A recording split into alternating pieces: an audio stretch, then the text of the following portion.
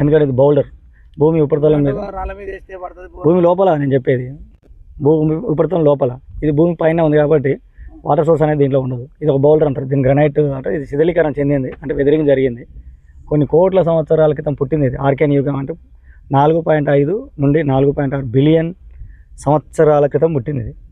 అంటే భూమి పుట్టినప్పుడు అంతా పెన్సిల్ వేసిపోతుంది, మరొకరికి రాలిపోతుంది. ఎందుకంటే కొన్ని కోట్ల సంవత్సరాల నుంచి వాన పడుతుంది, నీటి బిందులు పడి టెంపరేచరు, పీడనం, వాతావరణంలో మార్పులు, చలికాలం, ఎండాకాలం, వానాకాలం జరిగే మార్పులు, ఎండలు ఈసారి ఎక్కువ కొడుతుంది. బండలు పగిలేంత ఎండలు కొడుతున్నాయి ఈసారి. సో ఆ విధంగా వీటిపైన చాలా ఎఫెక్ట్ అనేది జరుగుతుంది. దాన్ని శిథిలీకరణం అంటారు, ఇంగ్లీష్లో వెదరింగ్ అంటారు. వెదరింగ్ అనేది 2 రకాలుగా ఉంటుంది. ఇదేరా ఇది కంటిన్యూస్ లోపలికి వెళ్తే తీసేయచ్చు, దీని కూడా పలగొట్టవచ్చు.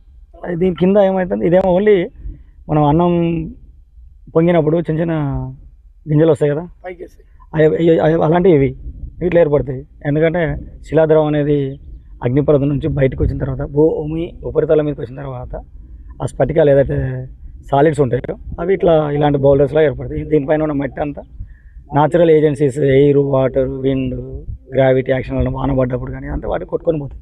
అందువల్ల దీని మీద పక్కపంటి కానీ మట్టి లేదు, కిందనే ఉంది మట్టి. సో దీన్ని పేరెంట్ రాక అంటారు. అంటే దీని కింద అసలైనది ఇదేమో జస్ట్ సెకండరీ అనొచ్చు, దీని కింద పేరెంట్ రాక ఉంటుంది. ఆ పేరెంట్ రాక అనేది వెదరింగ్ అవుతానికి తక్కువ లోతులో వరకు అయితే 80 మీటర్ల లోతు వరకు అవుతుంది గ్రనైట్లో. అందువల్ల దీని మీద బోరేసి నీళ్ళు రావు, ఎందుకంటే దీనికి సోర్స్ ఆఫ్ వాటర్ లేదు, దీంట్లో ఏమి ఉండదు సోర్స్. ఇది ముక్కలు పలగొట్టాం అనుకో ముక్కలుగా అయిపోతుంది. దీని స్ట్రక్చర్ కూడా డిస్టర్బెన్స్, వెదరింగ్ అయింది కాబట్టి మొరలాగా మారుతుంది తప్ప కరెక్ట్ కడీలు కూడా రావు, దీని కింద వస్తుంది.